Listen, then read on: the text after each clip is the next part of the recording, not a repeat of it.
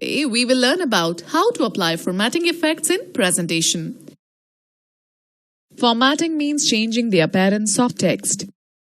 You can enhance the appearance of text by changing the font face, font size, color, specifying the alignment, line spacing, inserting tab or indents, and even applying bullets. While formatting, you can select either a piece of the text or the entire text. Always remember, while formatting text, first select the text and then apply the formatting effects. Formatting can be done using the commands available on the Format tab under the Drawing Tools. Alright, let us now learn how to change background color. You can change the background color, pattern and texture of a slide. Click on the Background Styles button present in the Background group on the Design tab. A list of options will be displayed. As you move the mouse over a background style, it is reflected on the slide. Select the required background. Click on the Format Background option of the Background Styles button. The Format Background dialog box will appear. Click on the Fill tab and select any fill style option. Click on the Color button. If you want to select a different color apart from the displayed color, select the More Colors option from the list. The Colors dialog box appears as shown in the figure. Click on the Standard tab and choose the color you want. You can also select the Custom tab and create your own color scheme. Click OK. You will be directed to Format Background dialog box on the screen. Click on the Apply to All button to apply the color scheme to all the slides. Click on the Close button to close the dialog box. Let us know more. To change the background of a slide, right-click on the slide and select Format Background from the context menu. Choose the desired fill from the available options. Students, let us now discuss how to use fill effects. Fill effects allow you to apply a gradient, texture or picture to your object. To apply fill effects, click on the Insert, then go to Shapes and select any shape from the drop-down menu. Draw the shape on your slide.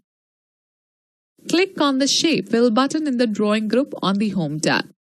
Students note that the Shape Fill button can also be used to fill color in text placeholders. Select the Gradient option. Select the desired color scheme from the displayed list. You can also select the More Gradients option. The Format Shape dialog box appears as shown in the figure. Select the Gradient Fill Radio button and click on the Preset Colors button. Select the desired color scheme from the drop-down list. Similarly, we can fill textures by selecting the Picture or Texture Fill option. Click on the Texture button. A drop-down list appears with the inbuilt textures. Select any texture from the list. To insert a picture as a texture, click on the Clip Art button on the Format Picture dialog box. The Select Picture dialog box will appear. Choose a picture of your choice. Click OK and close the Format Picture dialog box. Let us have a quick view that by pressing Ctrl+T to open the Font dialog box. Increase the font size using the shortcut Ctrl+Shift+greater sign. Decrease the font size using the shortcut Ctrl+Shift+smaller sign. Students, let us now learn more about applying formatting effects. Create a new presentation and enter the text as shown in the figure. Select the text and click on the font drop-down list in the Font group on the Home tab. Select any font. The font of the selected text gets changed. To change the font size, click on the drop-down arrow next to the Font Size button in the Font group and select the desired size. Select the text and click on the Increase Font Size button to increase the size. Clicking again will further increase the size. To decrease the font size, click on the Decrease Font Size button. Clicking again will further reduce the size. Select the text and click on the Text Shadow button to give shadow effect.